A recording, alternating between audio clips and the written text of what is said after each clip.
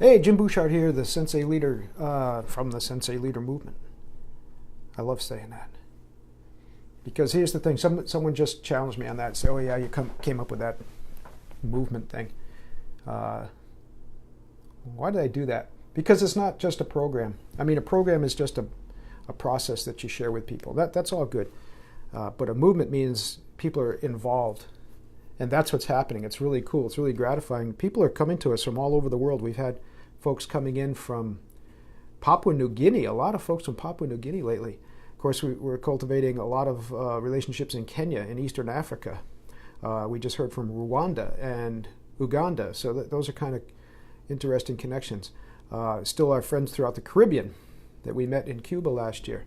We're talking with some folks in St. Lucia, in Jamaica, in Trinidad. So, you know, this really is becoming a movement. And what's the movement? What's the focus of it? Is human-centric leadership.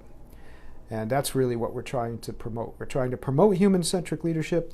We're trying to support, develop, and cultivate human-centric leaders, because that's what we need to move our society forward, I think. Hey, Liz, how you doing? Eric Allen, good to see you guys. Please chime in. What are you guys thinking about today? I had some thoughts in my mind. We had set up for video today, and so we figured why not pop in and do a Sensei Leader Movement update. Jim Baines, how you doing? Good to see you. Hope to keep fighting the good fight. I've been following you. So one of the topics we were talking about today, because we were going over some client things. We shoot videos for clients now where it gives them a chance to ask questions on their own time, and then I just answer it on video. And one of the things that kept coming up today was that idea of motivation. I hate being tagged as a motivational speaker, if you want to use that term. I hate it. And so one of the questions that came up today was, why? Why do you hate that label? And I said, because motivation isn't enough. That's one part of it. Motivation isn't enough, and motivation relatively is pretty simple. It gets into some weird stuff, but first of all, motivation is nothing more than compelling someone to a certain action, usually an expected action. Inspiration is what we need, and inspiration blows apart the expectations, you see. Inspiration leads us to a place we might not have even thought possible. And I don't want to leave this all in a weird philosophical thing. It's a very practical thing. We're talking about, so many businesses now are talking about that discretionary effort. There were, in the old days, those of us who are old enough, we used to call going the extra mile. How do we get people to go the extra mile? Well, it's not by simple motivation. And I'm going to circle back to that now, because motivation, you can motivate someone to an expected action by bribing them. You give them an incentive, you give them a bonus, a carrot on the stick. Or by fear, by punishment, by consequences. You can threaten people to get them to a certain place. Inspiration requires connecting on a deep emotional and intellectual level. And that's the distinction between what the manager tries to do and what the leader does. The manager tries to motivate. The leader inspires. And that takes a lot of work. That means you got to really you got to practice active compassion. You've got to have a sense of empathy at all times. Understand. So rather than me trying to motivate you, it's better that I understand what motivates you for yourself, right? I need a conversation. I need to listen to you. And then, hopefully, both of us together, we can transcend that and get to that inspirational phase. That's where we connect. And again, on a very practical level, that's what your vision's all about, right? Your organization vision. Hopefully, that's a unifying force. That's a binding force. That's what gets people, to be moving in the same direction. While I'm talking about that, I may as well share with you. We've given away a lot of free stuff. Let's give away some more free ebooks, shall we? Absolutely. The 5 Rings, a new book of 5 Rings. I'll put the link down below just after I get done recording, and make sure you have access to that again. Get on there. And we're also doing an intensive with that, 2-hour intensive, very, very reasonable rate for that, and great way to introduce yourself to some of these, or your organization to some of these concepts. And we're talking about that. The tactics that we're talking about there when you're trying to inspire and motivate people, we talk about borrowing. Borrowing means your energy and my energy coming together in the same direction. And a martial arts sense means somebody throws a punch, instead of just blocking it, which is opposition, you can deflect it. That's even better. Okay, we can use leverage, a little bit of input energy, a lot of output power, but borrowing is the best one. It means throw a punch, not only do I intercept it, but I add mine to it. And you've seen the tricks. That's how you intercept the punch and guide somebody into the wall. Borrowing. How do we get all our energies aligned and moving in the same direction? For a lot of organizations, that's the vision. And that is the stewardship of the leaders, right? And I'm talking about leaders, I mean people that are in top positions of authority as well as being leaders. And that's where we tie into this idea of inspiration. So back to the core question that came up today, motivation versus inspiration. Yeah, I don't like the motivation thing. It's not enough. If we're really going to move ourselves forward, we're going to advance ourselves forward as people and as leaders, we have to tie into this concept of inspiration.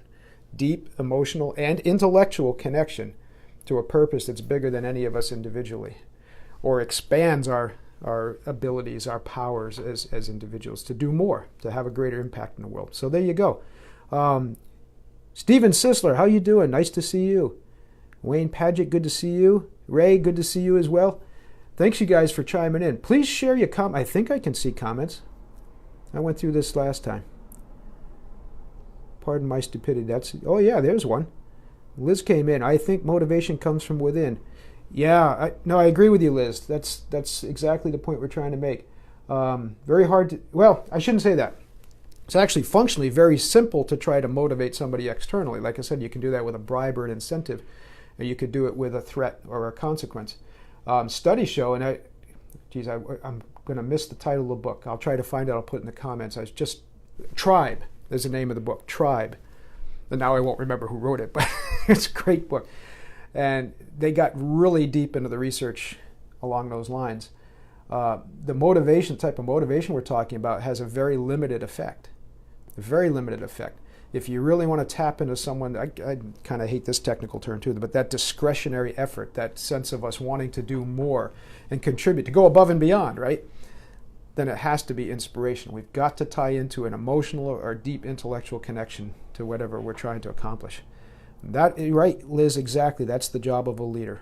That's what leaders do. That's what distinguishes the leader from the manager we keep talking about. So anyway, I don't want to take up too much of your time today. We've got some cool things going. Get back on the blog. Jim Baines, here we go. I never knew the difference between both. Oh, you're very welcome.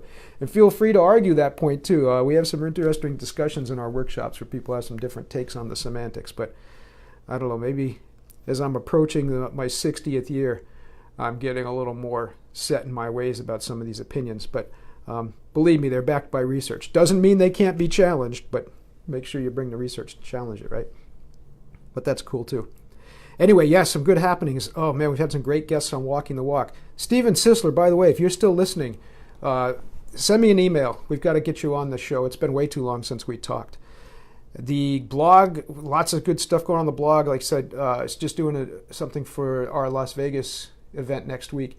And we're going to be talking about uncertainty and overcoming resistance to change. I won't go into that whole tirade right now. Go to the blog and you'll find the article on that.